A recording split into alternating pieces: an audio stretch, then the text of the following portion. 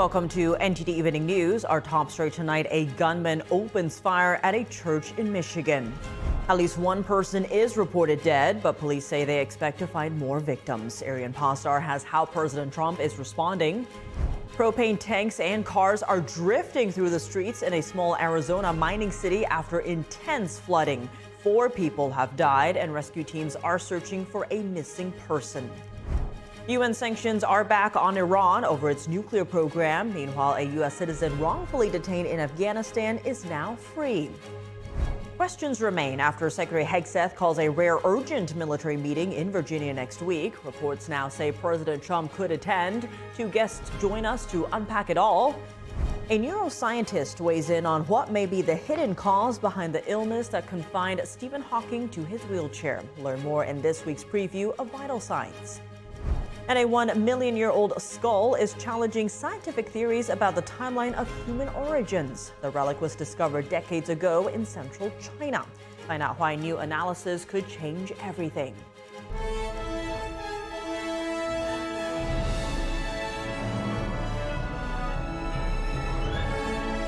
This is NTD Evening News, live from our global headquarters in New York City.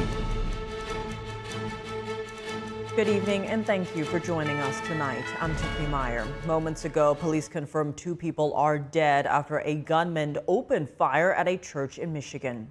Police say they expect to find more victims. The president and other administration officials are reacting to the incident. NTD's Arian Pasdar has more. I need manpower up here ASAP. I have people trapped in the building. Repeat, people trapped in the building. At least 1 person is reported dead and 9 others injured after a shooting in Michigan. The incident took place during Sunday's service of the Church of Jesus Christ of Latter-day Saints in Grand Blanc Township. Police explain how the incident played out. He drove his vehicle through the front doors of the church. He then exited his vehicle, firing several rounds at individuals within the church. The officer adds that police arrived on the scene shortly after and neutralized the suspect, a 40-year-old man. Police also say that a fire broke out during the incident, which they believe the suspect set on purpose. We do believe that we will find additional victims once we have that scene secure.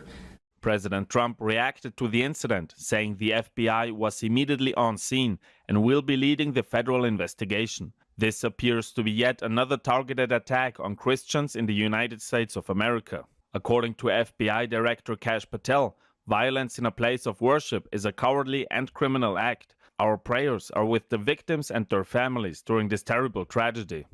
Attorney General Pam Bondi also says that such violence at a place of worship is heartbreaking and chilling. Bondi announced that she's on her way to Michigan.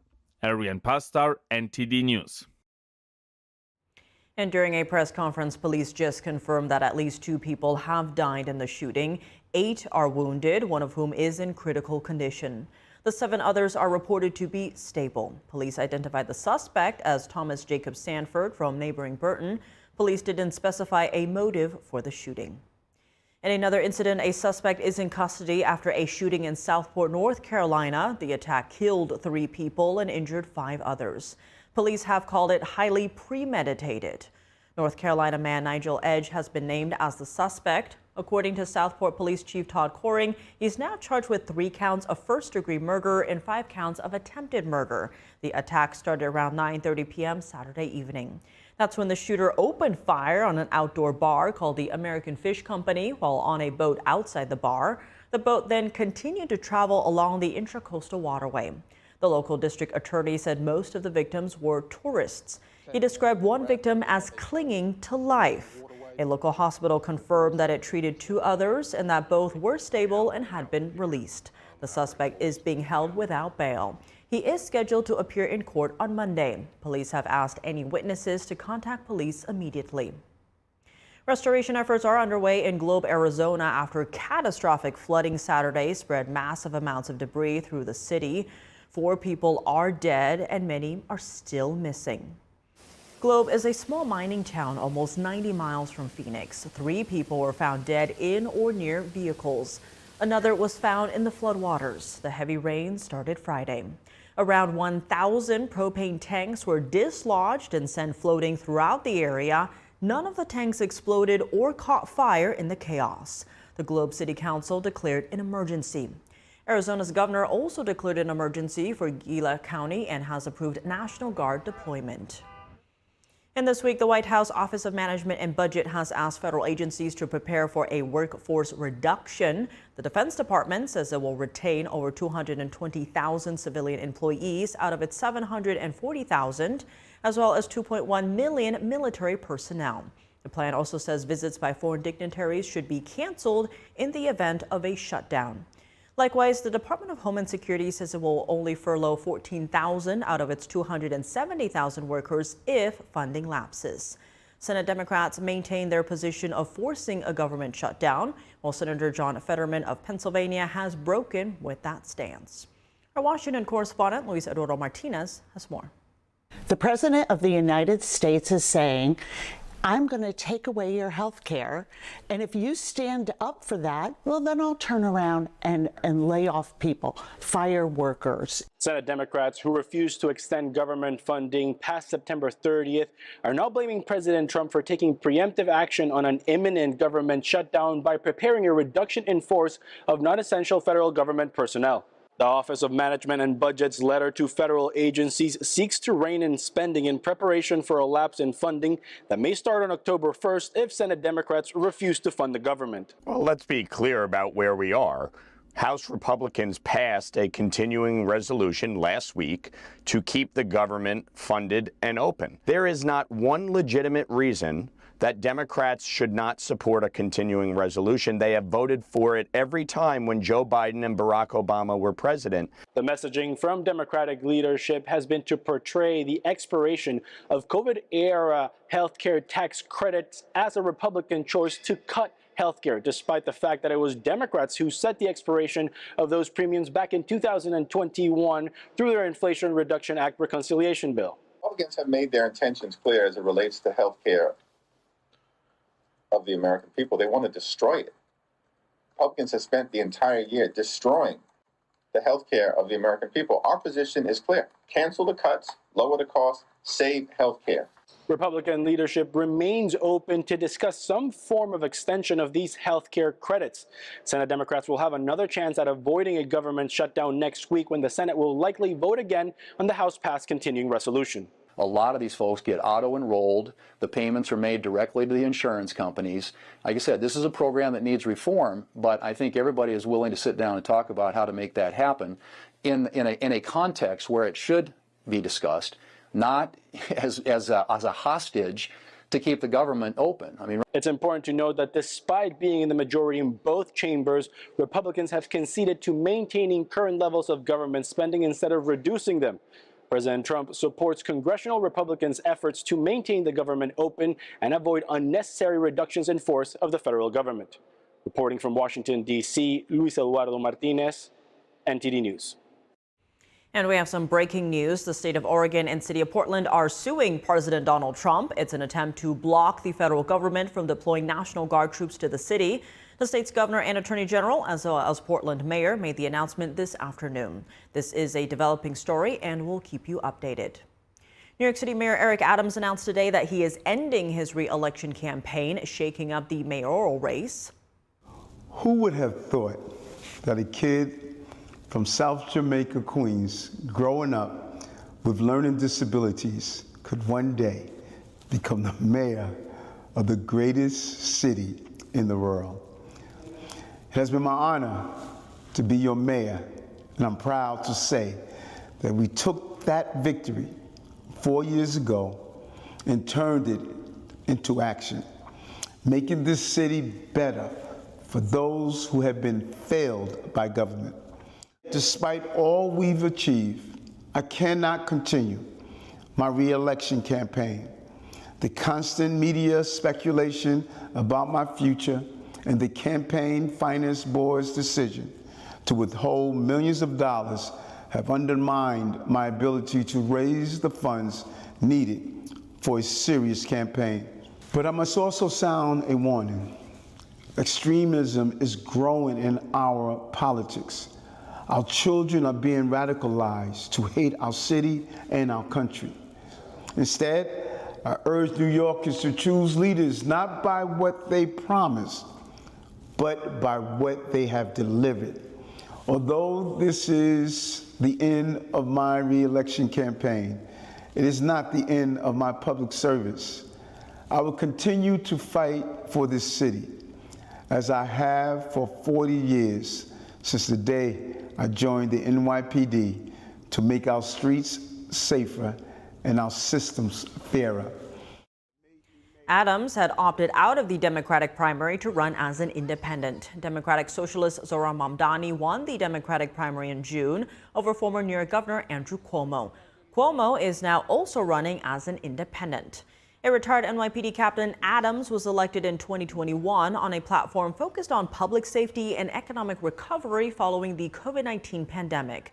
He's been struggling in polls during his re-election campaign, trailing Mamdani, Cuomo, and Republican Curtis Sliwa.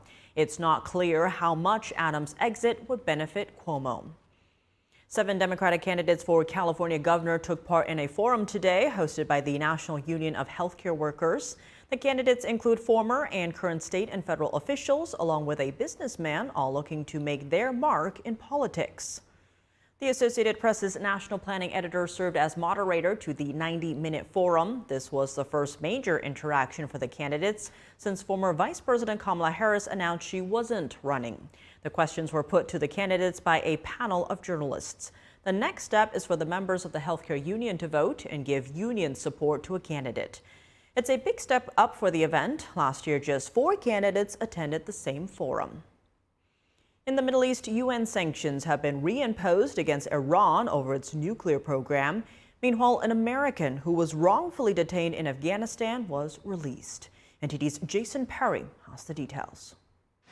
Last month, the UK, France, and Germany initiated a 30-day process at the United Nations Security Council to return sanctions on Iran. Their decision to initiate the process, also known as snapback, came after Iran was accused of violating a 2015 agreement that was made to keep Iran from developing a nuclear bomb. Iran's foreign minister Abbas Araghchi said Iran was open to diplomacy, but they would not respond to pressure and threats. Iran's president recently spoke at the United Nations General Assembly about the country's nuclear program. Once again, I declare in this assembly that Iran has never pursued, is not pursuing, and will not pursue the development of nuclear weapons.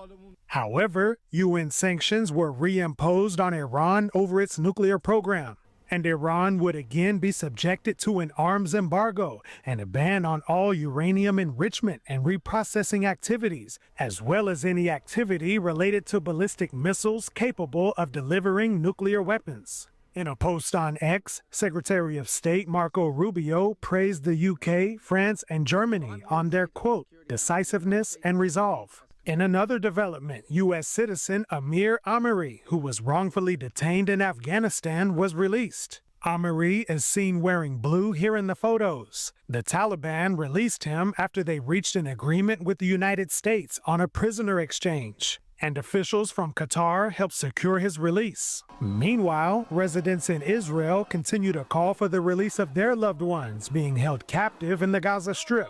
The brother of a hostage said this to a crowd of protesters in Tel Aviv over the weekend. At this moment, I turn to the Prime Minister in the name of my family, in the name of my parents, in the name of all the families of the hostages. Do not return from the United States without 4 words. I brought Elon home. I brought everyone home. Israeli Prime Minister Benjamin Netanyahu is set to meet with President Trump on Monday. Jason Perry, NTD News. Coming up, questions remain after Secretary Hegseth calls a rare urgent military meeting in Virginia next week. Reports now say President Trump could attend. 2 guests join us to unpack it all. And a neuroscientist weighs in on what may be the hidden cause behind the illness that confined Stephen Hawking to his wheelchair. Learn more in this week's preview of Vital Signs. Coming up.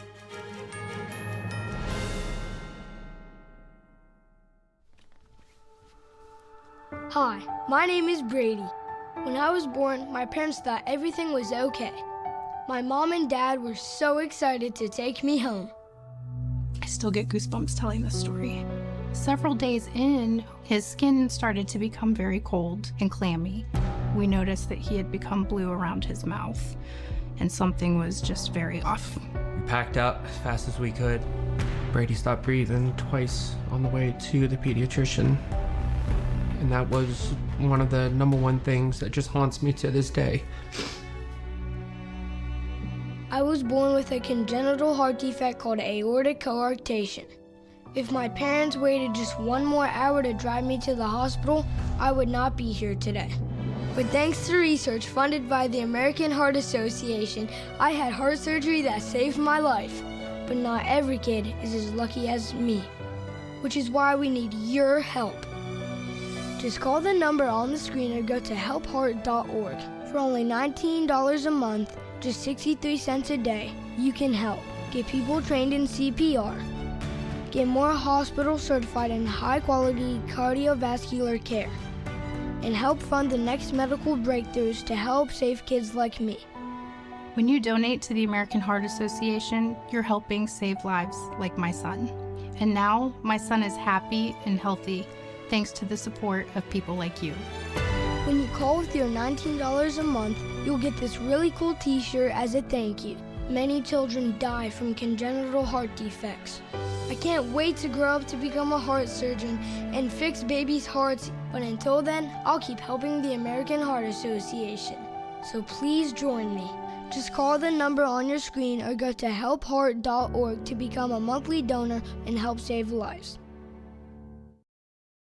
£6 prescription glasses from Select Specs are always great value. There are no offer codes or first-time customers only. Anyone can buy them, anytime. And you can upgrade to Select Specs Express for next day delivery.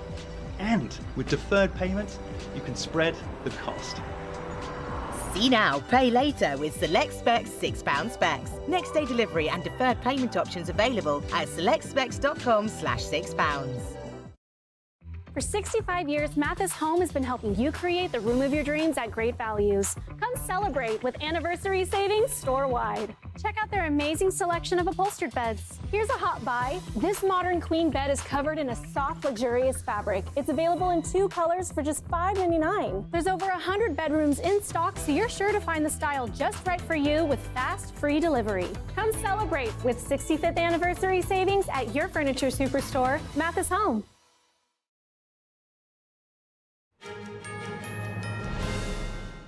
Welcome back. I'm Tiffany Meyer. All eyes on the military after Secretary of War Pete Hegseth ordered a rare and urgent military meeting of all leaders to Virginia. Questions remain over the reason for the meeting. President Trump telling NBC by phone, quote, "It's really just a very nice meeting, talking about how well we're doing militarily, talking about being in great shape, talking about a lot of good, positive things. It's just a good message."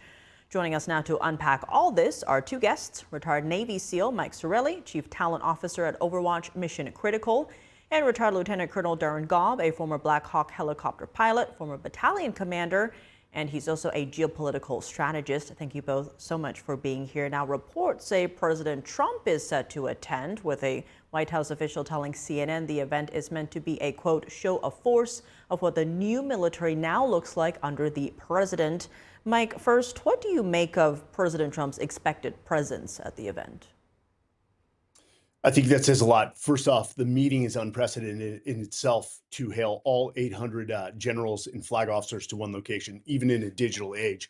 Details have been held pretty tightly about this one, but you've got to assume that bringing them to one location is a serious meeting with potential serious implications, like potentially shaking up the Unified Command Plan, which has been in place with the Goldwater-Nichols Act since 1986, and the world looks very different.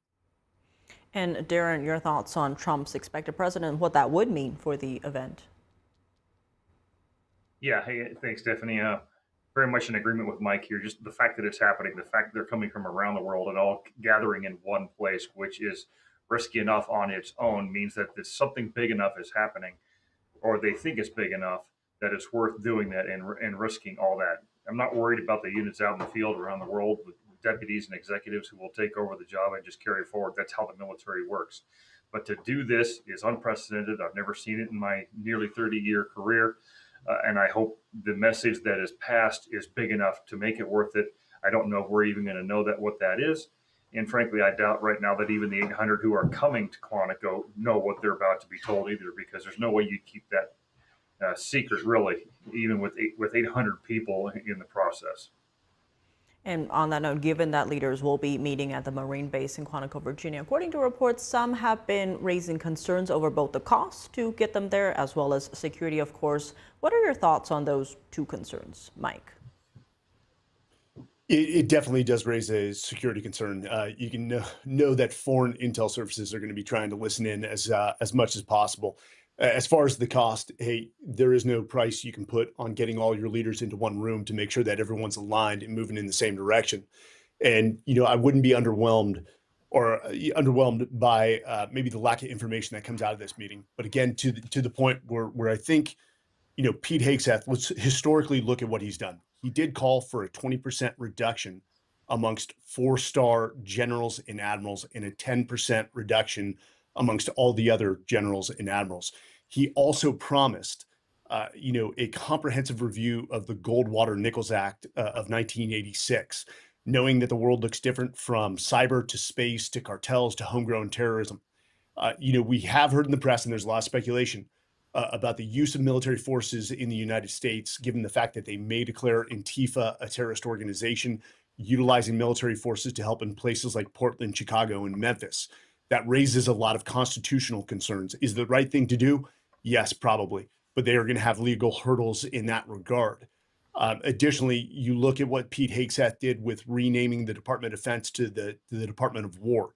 So there's definitely been a cultural mix-up, and I wouldn't be surprised if some people are going to get the notice. If you're not aligned with the president in step, potentially we're going to force you out or move you out in the next few months. A lot to unpack there. I want to get into that a bit more. But Darren, first, what are your thoughts on the concerns people are raising about A, the cost, and B, security of having them all in one place? I think the security of having them all in one place, among those two concerns, would be the predominant concern. The cost itself, I mean, look at how much money DOJ saved the USAID and many other things that they managed to cut back.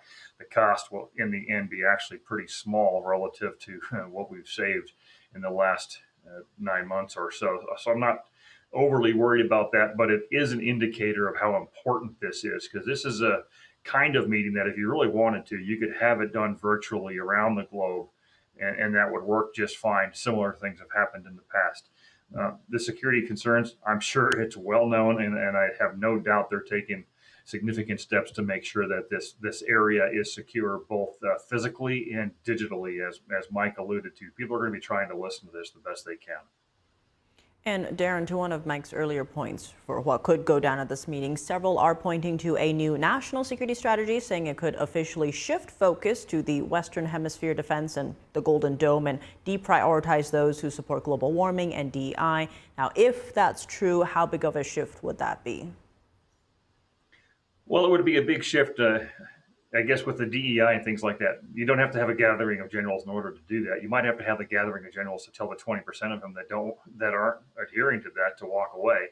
So that's the question: is this going to be a walk of shame or a "you're fired" type of a moment? That certainly could happen. The national security strategy, I think that speaks for itself, and the people that are going to be coming to Quantico are well used to reading that and understanding the priorities. Sometimes you got to look people in the face and say, "Here's the reality. Get on board, or go ahead and get out now," because that's certainly an option that they have, and we do have far too many general officers in the military right now. And Mike, if that shift were to take place, what would that look like in practice, this change? If they go after the unified command plan, what you could see is a merging of certain commands, like merging the United States Southern Command with the United States Northern Command into one organic combatant command. So that does reduce staffs in itself. It puts one leader in charge, and to Darren's point, executives and vices to support that one general or admiral in charge of that.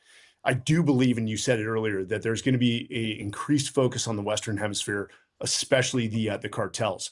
That means it may de-emphasize our focus on China, which in itself is a house of cards ready to come crumbling down. And to the point, we considered Russia to be a premier military force. We've seen them operate in the Ukraine. abysmally. Their logistics have been horrid. Of course, they have numbers, and they still haven't been able to take Ukraine, a much smaller nation. So I do believe the reprioritization is important. And to Darren's point, the DEI and the woke policies and admirals and generals who are more focused on climate change or social experiments, that can be done virtually. That has already started. We saw Pete Hegseth recently, relieve the top SEAL admiral, which I absolutely supported because he was more focused on getting females into the SEALs than he was the lethality of the force across the board.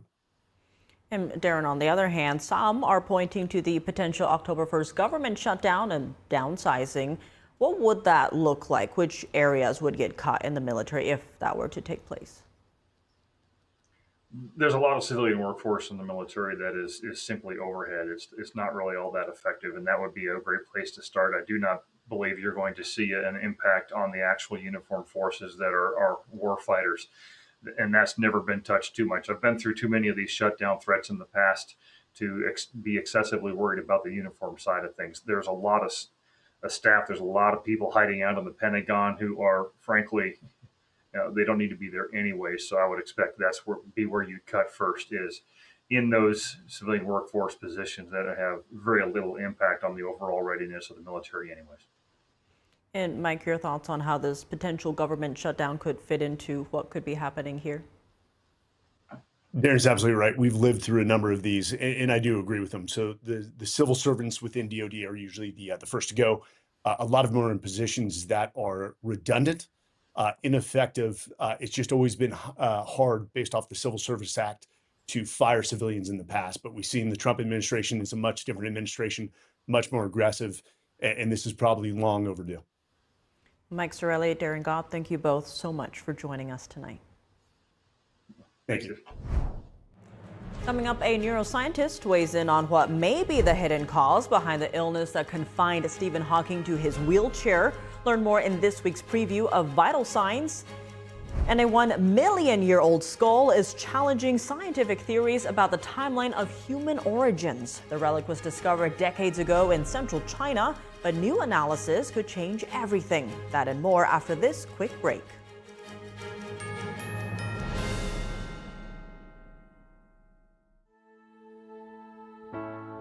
We come from a long line of farmers, and there's a sense of pride with being part of these multi-generational businesses. But there's also a significant amount of pressure. My senior year of high school, my dad made the decision that this world no longer needed him in it. I don't know if he was overwhelmed by the bills and checks that weren't going to be coming in because of the strawberries dying off, but it breaks my heart that my dad made a permanent decision for a temporary issue. Don't feel like you have to go through it alone. Farmers have to take care of their physical and their mental health, because what's a farm without a farmer? In the mornings, that's my time. Watching the sun come up, I can have a cup of coffee and exercise if I want to. It helps me start the day with a sense of gratitude. Yay! Every day is a new opportunity. Don't forget to check in on yourself. Love, your mind. There is a road laid out for me. Boxes everywhere. And this is gonna be Addie's room. I am blind, You're really gonna like it. I hope so, yeah. I know this road is there for me. First night here, but Amy seems cool. Ways down by the river. I am blind, but I need not see. I got this. I know this road is there for me. Okay. If I'm really free, take me down to the river and wash me.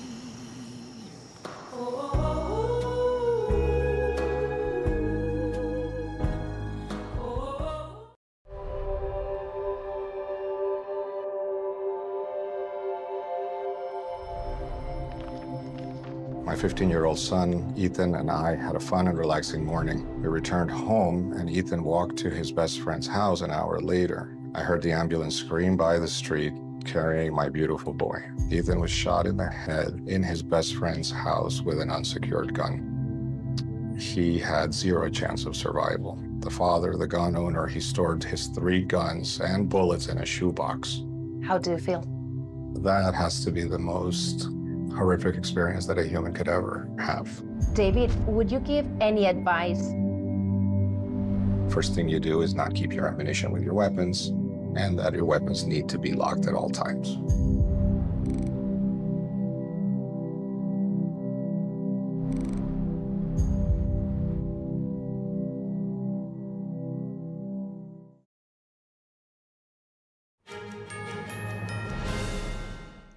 Welcome back. I'm Tiffany Meyer. ALS is a motor neuron disease that affects the nerves and leads to loss of muscle control. It's what confined physicist Stephen Hawking to his wheelchair.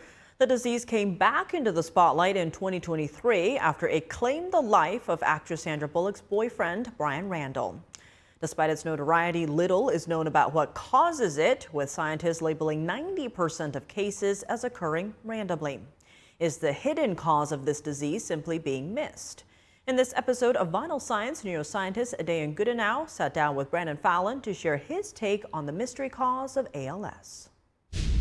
We've studied this years and years and years, and we understand a lot of it. And it goes down to fundamentally oxidative stress, okay, is where it happens, but it's oxidative stress on that particular area. And that's what happens in all these diseases. You get these specialization, and they lose one of those things, right? I have a big iPhone, I need a rubidium trace metal.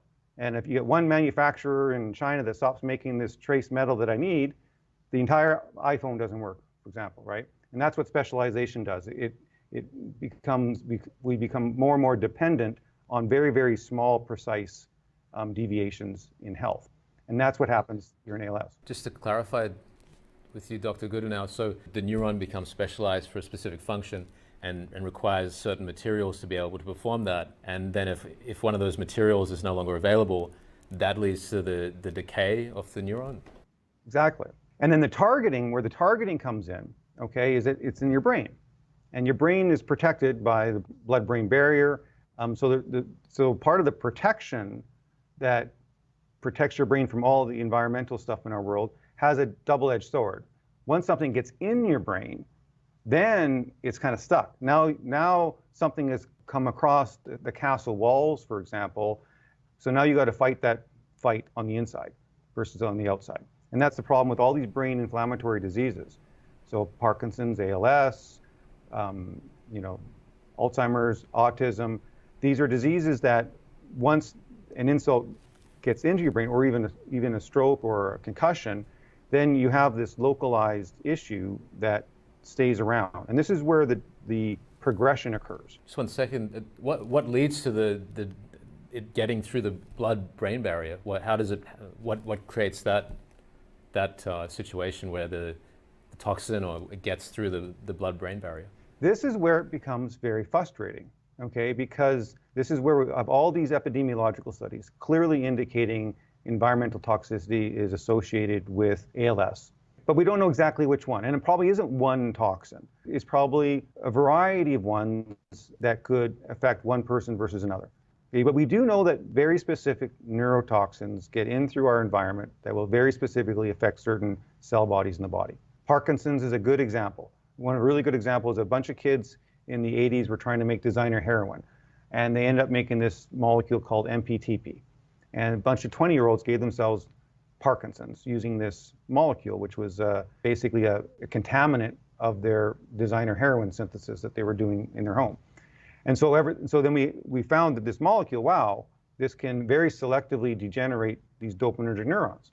And so here's an example of how a very specific toxin can be incorporated into the body, pass through the blood-brain barrier, and then affect a very, very specific cell type. It doesn't affect all, it doesn't affect your cholinergic, it doesn't affect your cognition, it very specifically affects the Parkinson system, substantia nigra. That's an example. But when you talk about a disease like ALS, we know exactly what it's doing. It's knocking down a very critical enzyme called superoxide dismutase, which neutralizes the superoxide radical. And that's a core component of oxidative stress management in every single cell of your body, not just your motor neurons. So this superoxide dismutase, so if I'm saying it correctly, Dr. Goodenow, is this knocking out a particular free radical, so it's bringing down the oxidative stress? Exactly, exactly. So think about this two-lane superhighway that I was telling you about. That's going down from your brain to your spinal cord, right? There's things going on, and there's going to be garbage. There's going to be waste, right? And there's going to be a garbage person coming by, picking up off the waste off the freeway and taking it away. And if that job gets impaired, that is going to start building up and is going to start having effects on the transport system. Okay, and that's not a perfect analogy, but it's pretty close. Superoxide dismutase is the garbage cleanup crew. Okay, they're there to clean up this extra garbage as it happens. And there's many different ways of doing that, but that particular one is impaired in ALS.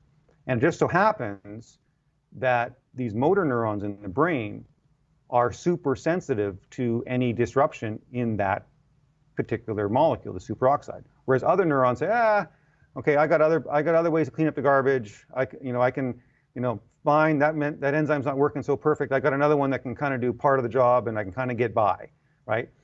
But the motor neuron says, well, I don't have any other choice. Like, if this guy doesn't work, I'm done, right? I got no backup plan. To see that full interview and others on how to optimize health, go to ept.ms/vital signs. Vital Signs offers general health information not intended as medical diagnosis or advice. Please consult your doctor before undertaking a new health regimen. With the TikTok deal now sealed, that's good news for creators like dancer Javier Romero. NTD's Daniel Monahan spoke with the man behind the viral moves and the nearly 20 million fans on the platform. You're walking in a shopping mall, lost in your thoughts. Suddenly, music fills the air, and a man in a flashy suit is doing jaw-dropping dance moves before your eyes. Born in Colombia, Javier Romero came to the U.S. when he was 3 years old. After high school, a viral online video inspired him to take a deeper look at dance. There's a lot of dancers I looked up to in the beginning to try to learn. Like, for example, there was a crew named Dragon House that was world known at the time. Romero says the complex moves start with muscle memory and repetition. It's about muscle contractions and learning how to do them on command to the beat. And then when you learn how to do that, you kind of have a good recipe to start trying new moves that are harder. For example, like the back bend, when I bend all the way back. Moves like slides and spins take ankle strength and endurance. Instead of just doing a moonwalk or a backslide, I kind of started turning it around, moving different directions and everything, kind of to make it different. Patience played a big role in Romero's success. Before my one video that went viral, before I got that one, I've done so many videos before. Probably hundreds, 500 probably, maybe even 1,000 videos at this point. These days, the dancer works with global brands and is getting more involved with dance behind the scenes and other investments. Before all that, he was working the front desk at a condo building or putting in shifts at a CVS drugstore. But even then, he was always focused on the mission. They used to make me collect the carts, the shopping carts in the parking lot. And I used to glide as I was collecting the shopping carts. So I was kind of moonwalking as I'm doing it. Romero strives to make his videos relatable, saying not everyone understands the technique and hours of sacrifice. Dance is supposed to be something happy, right? It's supposed to be something that makes you smile, something that makes you laugh, something that's supposed to bring in an energy of positivity, right? So it doesn't always have to be serious. It doesn't always have to be technical. So I try to add something, comedic. I just want people to be inspired, to go out more and just express themselves more in whatever talent or version of yourself, that you want to express yourself. On making content, Romero says you have to be your own #1 fan before you try to get others to admire your work. You need to be able to love yourself and love what you do more than that first person that's going to view your video. Because if you don't love what you're doing like that, you're just going to look for something else and you haven't even found it in yourself, right? The dancer watches each video 10 to 20 times before he posts them to make sure they hit the mark. Imagine yourself in a movie theater. I want you in that chair with the popcorn, watching yourself and loving yourself. That's what I want. That's what I want, Yeah. Romero tells people not to get discouraged if even the 100th video doesn't work.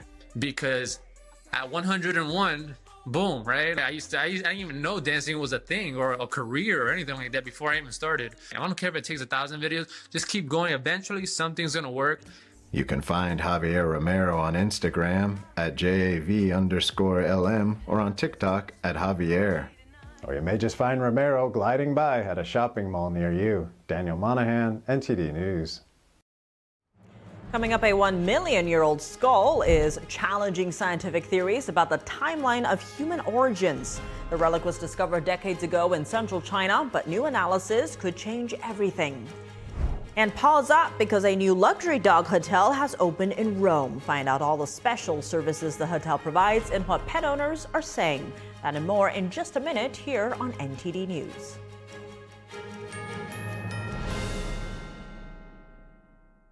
The bladder control aisle. You won't shop here again. Your private business is your own. The constant struggle is over. Now there's a better way. It's HDIS. We home deliver bladder control products. We understand how you feel. For over 25 years, we've home delivered to many of the 20 million Americans who deal with incontinence. We offer all brands. We pay shipping and use plain, unmarked boxes. If we can help you or someone you care for, call for your free product sample pack and $45 in money-saving coupons. Our counselors will help you choose the right product. And unlike stores, we're always in stock. You'll get what you need. Satisfaction guaranteed. HDIS, the better way. For your free sample pack with your free catalog, $45 in money-saving coupons, and free product samples, call 1-800-701-6159. That's 1-800-701-6159. As we naturally age, many people are getting zero amount of this incredible and unique substance. That's when we start seeing an impact in our joints, skin, nails, and even our digestion. People ask me, Dr. X, what is the #1 supplement I should be taking? My answer is multi-collagen protein. People's reactions to me, people were like, what are you doing? What is going on? You look amazing. You have a glow about you. What makes Ancient Nutrition Multi-Collagen stand out from other brands? 10 types of collagen. It's grass-fed, pasture-raised with vitamin C and probiotics. It's proven to reduce joint discomfort rapidly, continuously, and persistently. It improves the appearance of crow's feet after 4 weeks and improves skin tone after 8 weeks. And it promotes hair thickness, growth, and a reduction in hair breakage. It has transformed everything from my hair. Like, my hair was starting to kind of just, come out, and I don't have that anymore. My skin feels amazing. Call the number on your screen and find out how to get a free bottle when you order, plus free shipping and our 30-day money-back guarantee. And as a bonus, we will include Dr. Josh Axe and Jordan Rubin's revolutionary book, Multi-Collagen Makeover, free with your order, plus free shipping and free returns. I have implicit trust in Dr. Axe because the plan worked. I am living proof of it. This is the collagen protein that is backed by clinical studies. It's what my family uses, it's what I use, and I know you're gonna benefit in a big way as well. Love the results or get your money back. This special TV offer is not available in stores. Call the number on your screen or go online now.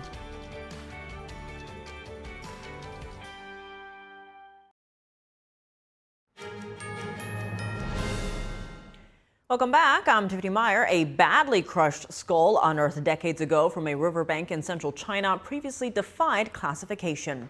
Now, a fresh analysis of it could rewrite scientific understanding of our human history. Scientists performed a digital reconstruction of the squashed skull that was believed to be 1 million years old. They say its features suggest the fossil belonged to the Denisovans. That's an enigmatic and recently discovered population of prehistoric humans with murky origins. Based on the skull's age and categorization as an early Denisovan ancestor, that would mean the group originated much earlier than previously thought. The study was reported Thursday in the journal Science. The findings, if widely accepted, would push back the emergence of modern humans, Homo sapiens, by 400,000 years. And it would represent a dramatic reshaping of theories about our origins.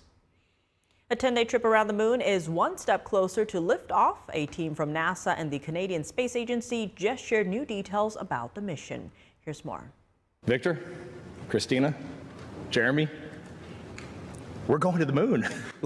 Commander Reed Wiseman set the tone at the briefing. He emphasized that Artemis 2 remains a test mission. We are going to launch when this vehicle is ready, when this team is ready, and we are going to go execute this mission to the best of our abilities. When we get off the planet, we might come right back home. We might spend 3 or 4 days around Earth. We might go to the moon. That's where we want to go.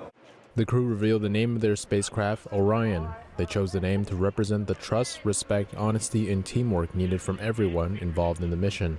We are bringing together an amazing workforce, and they are bringing together an amazing vehicle. And at the end of all that, when you squeeze it all down, it created magic. So we're going to fly around the moon in the spacecraft integrity. Mission specialist Christina Koch said returning to the moon matters beyond exploration. Those benefits are really wide in nature. You have everything from innovation, technology development, not only for future missions going deeper into the solar system and everything technology that it enables those, but technologies that come back to Earth. She said the closest approach will devote roughly 3 hours to observing the lunar surface. We hope it's not the dark side. We hope it's the lit far side, because that could mean that we could see parts of the moon that never have had human eyes lay upon them before. I think for the 45 minutes that we're closest to the lunar surface are also going to be out of contact. We are going to have an LOS in NASA terms, a loss of signal. Artemis 2 will launch on NASA's Space Launch System rocket. We're just going to pursue excellence, like I talked about before. That's how you win a space race, and that's just how you move our countries forward. More importantly, that's how you create an environment where you might encourage others to collaborate. NASA delayed Artemis 2 last year to April 2026. Officials now say the window could move up to early February 2026 if preparations allow. But the team will launch only when ready. Nature is full of surprises, from giant trees flourishing deep in the Amazon to the discovery of unique sea creatures named after beloved sci-fi characters. Let's first go to the Amazon, where researchers found the largest trees in the rainforest never stop growing in size or numbers. That's despite challenges like wildfires and deforestation. On average, the trees get over 3% bigger every decade. As part of the study, nearly 100 researchers tracked different parts of the rainforest over the past 30 years. Moving from South America to the Western Pacific Ocean, marine biologists from University of Hawaii recently discovered a new type of coral and affectionately named it after beloved Star Wars character Chewbacca. That's thanks to its long hair-like branches. The coral is actually a group of thousands of micro-animals combined together. Each hair-like branch can grow up to 15 inches long, and one of the examples ecologists discovered was about 4 feet tall. It was first recorded in a video in 2006 near Hawaii, but it took almost 2 decades for researchers to figure out what it was. And this past week, major art fairs returned to the Grand Palais in Paris. Around 100 international art dealers presented rare and remarkable works. NTD international correspondent David Yves reports from Paris. September marks the return of Paris major art fairs, a highlight of the season for collectors and lovers of art pieces. Around 100 art dealers have gathered from across the world to present their most remarkable art collections. Hosted in the historic Grand Palais, the event offers a rare opportunity to discover treasures, ranging from classical pieces to contemporary gems. Some art dealers say they'll look for purchases that align with their passion. Olivier Trebosque explains that he only purchases objects with a story of their own. This is from the artist Lyle. He won first prize from the Academy in Paris in 1876 and was allowed to visit Rome to train on antiques. He returned with this sculpture of a young Italian woman wearing jewelry, but his teachers weren't impressed at all with it because it didn't appear antique enough. However, this young woman later became his wife. Gabriela Sisman says she's often gone through a long process of investigation before buying a piece. That process can take months, even years, to properly identify an object. like this ornament that was once part of a tomb decoration exhibited at the Louvre. This is our little cherub's head, and when we found it in this private collection, we quickly recognized Pilon's style. But it took a long time, a lot of research time, in libraries and archives, and we also had to consult specialists on Germain Pilon to confirm our hypothesis, which they eventually did. Amidst the visitors, a few art dealers may make purchases, while most will simply admire the works. What we have here is a sculpture from the 6th century BC. This piece is called an olpe, classified as Etruscan Corinthian, meaning the Etruscans were imitating contemporary Corinthian ceramics. We see animal motifs, along with a clear aversion to empty space. Notice how the rosettes fill in the background. This feature is typically Eastern in its inspiration. The Fine Arts Fair plans to return to Paris in the autumn of 2026. David Vives, NTD News, Paris. Have you ever thought about taking a piece of your favorite theme park home with you? Well, for dinosaur lovers, now's your chance. A New Jersey theme park featuring dinosaurs is closing at the beginning of November, and it's turning to Facebook Marketplace for help. There are many giants to choose from. These life-size props cost between $500 and almost $3,000. Some of them can even perform simple movements or have embedded speakers for sound effects. The park wrote online that buyers would have to figure out how to bring the dinosaurs home at their own expense. The park's executive producer told media that he hopes these 36 dinosaurs will find good homes, adding, just make sure you've got a big backyard. The park has been open in New Jersey for 13 years, but it's struggling to continue operating due to limited visitors. British cider makers are preparing for one of their sweetest vintages in years after a record hot summer left orchards heavy with fruit. Across cider-producing regions Somerset and beyond, growers and industry groups reported unprecedented harvests. Take a look. At Showering's orchard, harvest crews are expecting to collect about 3,000 metric tons of fruit, or just over 3,300 US tons. That's roughly triple last year's poor crop, after prolonged warmth lifted sugars. You always have challenges when you're farming, always, and 99% of them relate to the weather. And sometimes it's not how much you have, it's how little you have. You just can't tell. That's orchard master Bob Wadey. The standout from this year really is there's just so many apples, and when they go to make cider they will love them because they are sweet. There's not lots of water in them, there's a lot of sugar, which is what the cider maker requires. The National Association of Cider Makers said apples this year are rich in natural sweetness and flavour. Though some fruit is smaller after a generally dry summer, a mix that many producers say can yield complex ciders.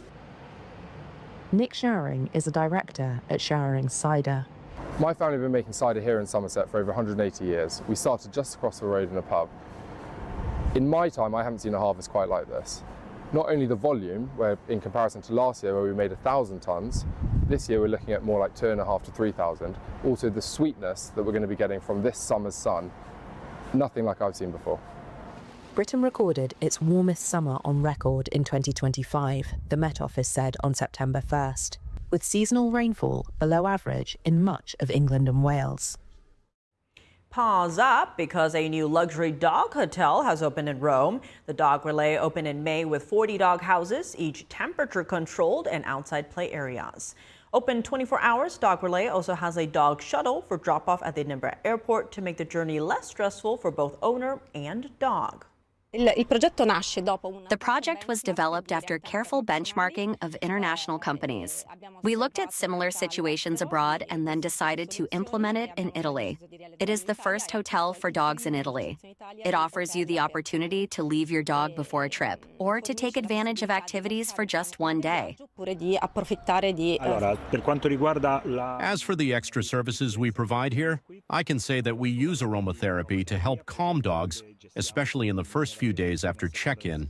We have a grooming service and a security service, so we are open 24 hours a day. Unlike many other facilities, we are open day and night.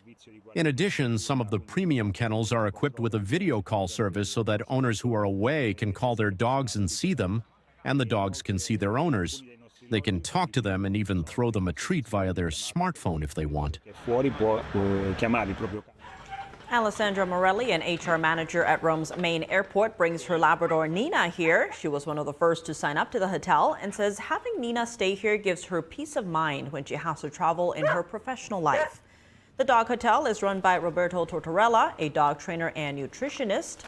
Rates start at $47 a day, and owners can add additional services such as grooming or aromatherapy. Owners can also communicate with their pets and even send treats via an app. At night, music is played in the kennels as scents of lavender and peppermint are wafted in through a diffuser, and the space is lit with soft night lights. More timid and solitary dogs can be placed in kennels at the edge of the facility where they can interact with staff rather than other dogs. The facility welcomes both those who need to leave their dog for several weeks and those who only need it for a single day. The aim is for every guest to leave with their tail wagging. And that's all for today's news. Around the clock coverage, visit us at ntd.com/live or download our NTD app. Thanks for tuning in. I'm Tiffany Meyer. Good night.